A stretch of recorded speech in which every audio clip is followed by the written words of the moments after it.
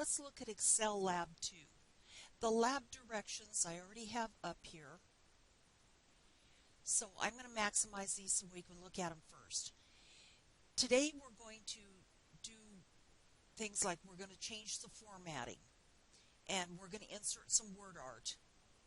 And we did word art in the flyer, but we're going to do it again. And then we're going to apply text forms and transformations and insert 3 pictures. You see here I say 3 pictures. And you're going to insert text boxes, and we're going to fill the shapes with colors and fill the columns with colors. When we get done today, Lab 2 should look like this. We've got 3 pictures, we've got word art right here in the name, and we've got text boxes. This, where it says candied almonds and walnuts, is a text box.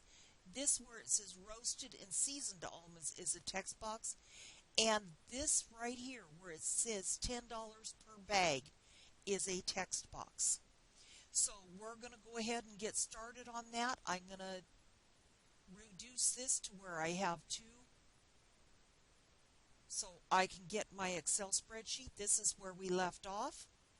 So let's get started. And in this video, we're going to do number 1, 2, and 3, which is down here, the percent formatting. In cell number M9, way over here on the other side, M9, here's row, I have them in the wrong cells again. So this should be down in 9 to make sure that all of my references are correct. I'm going to move both of those down. M9 should be in a percent style format.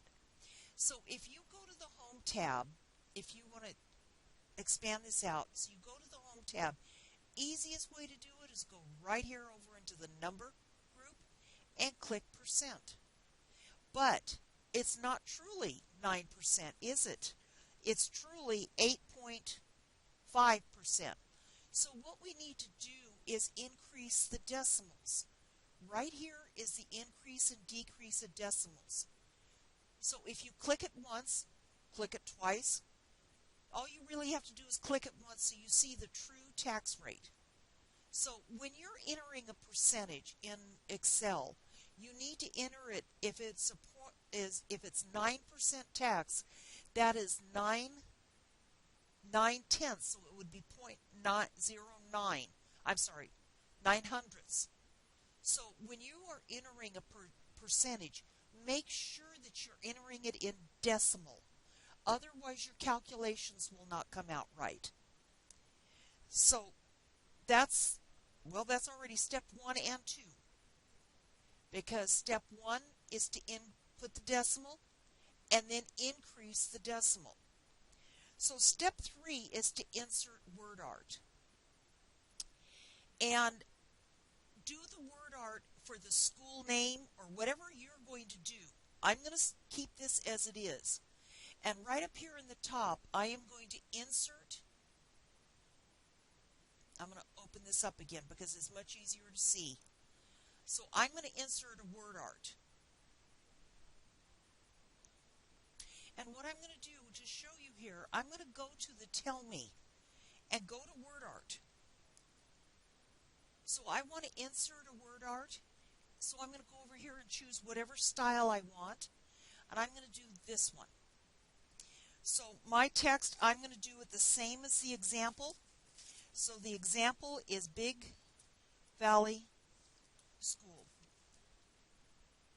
Okay, now, if I look at this in comparison to our sample, you see how much smaller it is? So I'm going to reduce the size of this word art, but I'm going to have to reduce the font in order to get this the way I need it. So I'm going to reduce the font size. That looks like about the right size so that it will fit right up here. But then some of the instructions say, now that I have the word art, you're going to position it over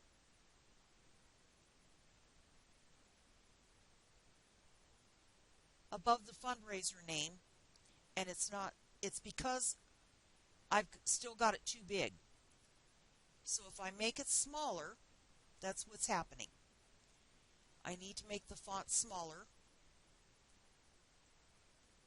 And now try to move it up there.